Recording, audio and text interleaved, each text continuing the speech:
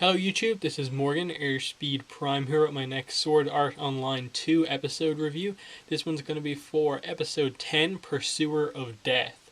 And this is a good episode, but like a lot of the episodes from this first arc, it's one where you can really tell that it's a fairly smallish story extended out over a lot of episodes, in that not a lot happens in this episode. It's basically two scenes. It's a um, kind of lead up into the chase scene, and then the scene between Sinon and Kirito in the cave. So it's really just those kind of one scene leads into the next part of the action scene, and then the separate scene in the cave. But the scene at the end is a very important scene, and I appreciate the amount of time that they did give to it, because it is very important. But the lead up to that was good, because you obviously had the cliffhanger from last week, that the last episode I did, where Sinon was shot by the kind of stun sniper rifle, and basically Death Gun is about to, as far as we're aware, kill her in the game and in real life. But obviously some smoke bombs appear, some shots kind of ring out, and Kirito ends up saving Sinon, and in the smoke and confusion he takes her away. They escape on the buggy, and then you have a really cool chase sequence that starts off initially with just this idea of, okay, she's getting over the stun. Kirito's obviously riding the buggy because he's the only one who can drive it, and he basically tells her to shoot and destroy the kind of mechanical horse that's there as like the other nearby vehicle.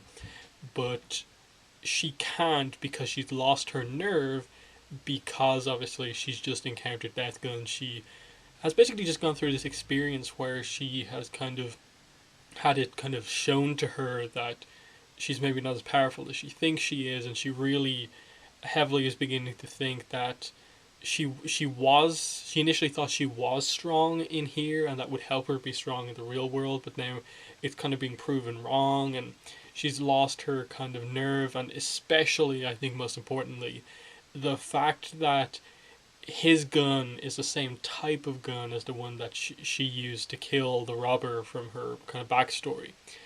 Really important, and it just all starts coming back. You're really, with Sinon, starting to see a lot of the real world seeping back into the game, whereas her whole arc is about wanting the game to seep out into the real world, and it's all kind of reversing on her. And in that sense, they've done a really good job with Death Gun at having him affect the two main characters, in that we've really got very few lines of dialogue with him. It's just the visual of him and the effect that he's having on Sinon and Kirito.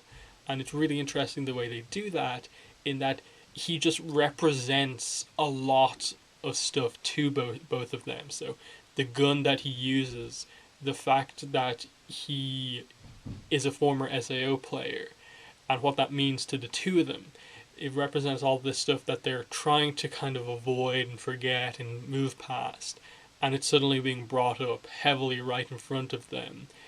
But as a real person trying to kill them, it's like him trying to kill them is him reminding them of everything they've kind of wanted to forget in recent times. It's really interesting that the way that's actually done in this episode. This is definitely the one where they very heavily go for that, with the further references to the gun, and just basically what the whole episode is actually about. The idea of, Sinon having kind of lost her nerve, and struggling to just take the shot, basically. Kirito needs her to kind of get back in the game and help him escape, but it's just not working for her, and she's again realizing that how strong he is, because even in all this craziness, he's driving this buggy, helping keep them safe. He's saving her from like crazy sequences and stuff like that. He's then driving the bike and kind of helping to steady her aim with her sniper rifle at the same time, and it's just, he's constantly proving to her that his strength is real, not just in the game. And again, it's just another thing, like, she's thinking, will I ever be like that? And when they do escape, eventually she gets enough confidence to fire the shot, though she misses, but it accidentally explodes one of the cars and kind of temporarily gets him off their trail. It's a nice action scene, and just as a way to, like, okay, this first kind of major big encounter with Death Gun has ended, but they're kind of running in fear of him right now, and that they've a lot to just emotionally get through. Which leads to basically the whole second half of the episode, just a, a scene of the two of them talking in a cave. And what's most important about this is that it's the moment when finally the two of them reveal their issues to each other. That we've known since basically episode 2, 3, that it's basically been this dual arc of the two of them dealing with effectively the same issue, but neither of them actually knowing that the other one was dealing with that. Sinon had a few ideas, Kirito was starting to some hints at something with her, but finally it's here where we get that revealed. And it's just very interesting the way they do it. Like, she obviously has the way she is in this episode, lost all of her confidence, just comes out and admits it. And you get the whole kind of talk of she knows that what he's saying is kind of trying to help her, but she's kind of seeing it as more of a lecture than I suppose he needs it to be. But she does respect him for his strength and his ability to kind of stay calm given the situation. And she kind of talks about how, okay, just to keep ourselves safe, why don't we just, like, suicide and get out of the tournament this way so we don't get killed? But Kirito kind of reveals that he's in there to protect others, and in the real life and in the game, and they can't just, he at least can't let Death Gun kill anyone else in the game, and just that it's something he has to do. And she kind of comes to realize that too, and he gets a bit overprotective, and then it starts to come out, and Sinan's the first one to reveal her backstory. And Kirito's not shocked, but he definitely is aware of how, like, this kind of explains a lot about some of her recent reactions and stuff like that. And again, we haven't focused on it like an incredible amount. Like, we haven't got it like beaten over our heads, the whole flashback with Sinan Asuda, but here it comes back in a much more heavy way, that ever since she saw Death Gun and what his gun actually is, she's just been seeing the robber that she kills, his face in Death Gun, and that has caused her to lose her nerve completely.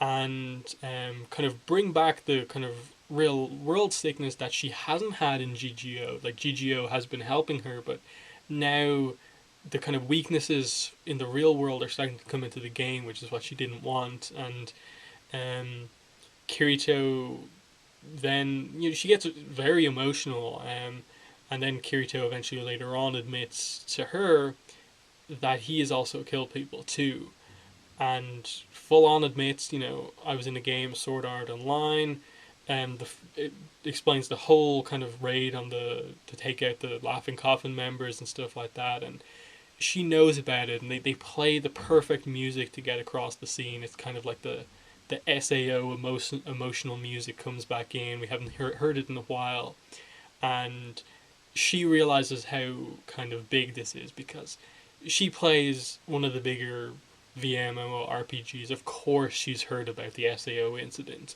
and now she is seeing basically right here one of the SAO survivors, one of the people who was strong enough in terms of actual real life strength and good enough of a game player to get through that game of death, and still be as strong having killed people.